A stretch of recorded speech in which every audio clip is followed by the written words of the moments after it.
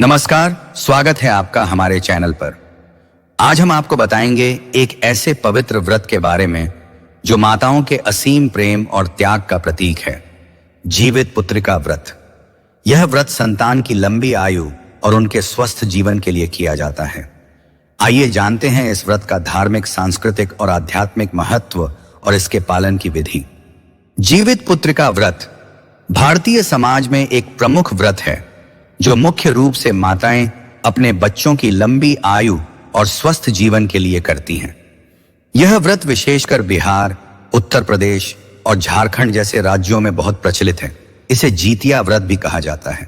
यह व्रत आश्विन माह के कृष्ण पक्ष की अष्टमी तिथि को किया जाता है और इसका धार्मिक, सांस्कृतिक और आध्यात्मिक महत्व अत्यधिक है।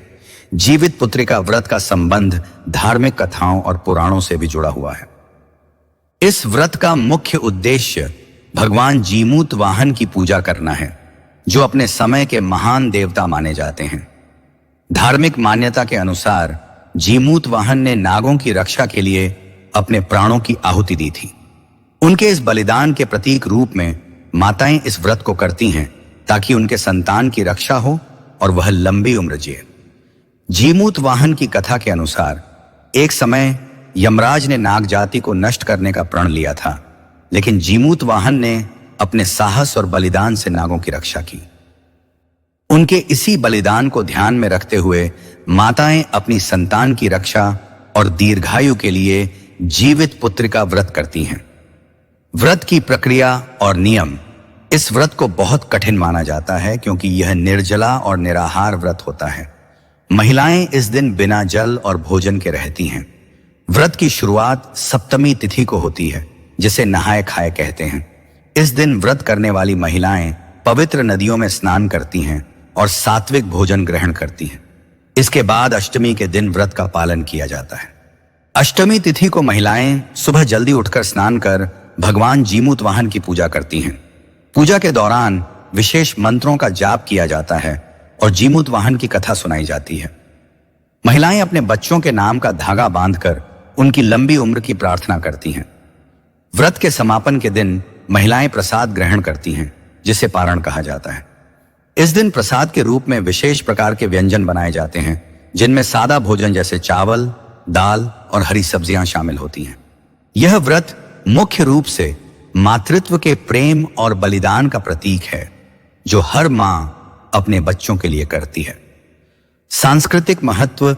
जीवित पुत्रिका व्रत केवल धार्मिक दृष्टिकोण से ही महत्वपूर्ण नहीं है, बल्कि इसका सांस्कृतिक महत्व भी है। यह व्रत समाज में माताओं के त्याग और उनके बच्चों के प्रति असीम प्रेम का उदाहरण प्रस्तुत करता है। इस व्रत के दौरान महिलाएं अपने परिवार और समाज में एकजुटता का प्रतीक बनती हैं। यह व्रत मातृत्व की महिमा को दर्शाता है, जिसमें एक मां अपने संतान के लिए किसी भी कठिनाई का सामना करने के लिए तैयार रहती है। इस व्रत के दौरान महिलाएं अपने रिश्तेदारों और दोस्तों के साथ मिलकर पूजा करती हैं और संतान की कुशलता के लिए प्रार्थना करती हैं।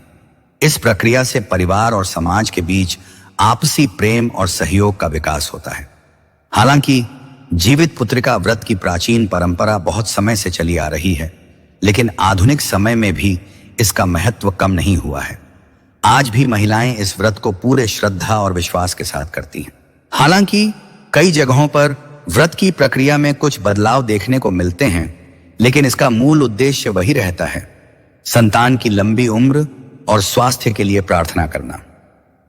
जीवित पुत्रिका व्रत एक पवित्र और कठिन व्रत है, जिसे माताएं अपने बच्चों की सुरक्षा, लंबी उम्र और स्वस्थ जीवन की कामना के लिए करती हैं। यह व्रत भारतीय संस्कृति और समाज में मातृत्व के अटूट प्रेम और बलिदान का प्रतीक है। चाहे धार्मिक हो या सांस्कृतिक दृष्टिकोण से, यह व्रत हर मां के दिल में एक विशेष स्थान रखता है और समाज में एकजुटता और प्रेम का संदेश फैलाता है। तो दोस्तों, यह था जीवित पुत्रिका व्रत का महत्व और उसकी पवित्र कथा। इस व्रत के माध्यम से माताएं अपनी संतान की कुशलता, लंबी आयु और सुखद भविष्य की कामना करती हैं।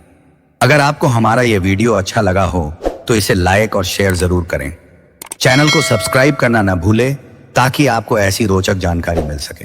और धन्यवाद।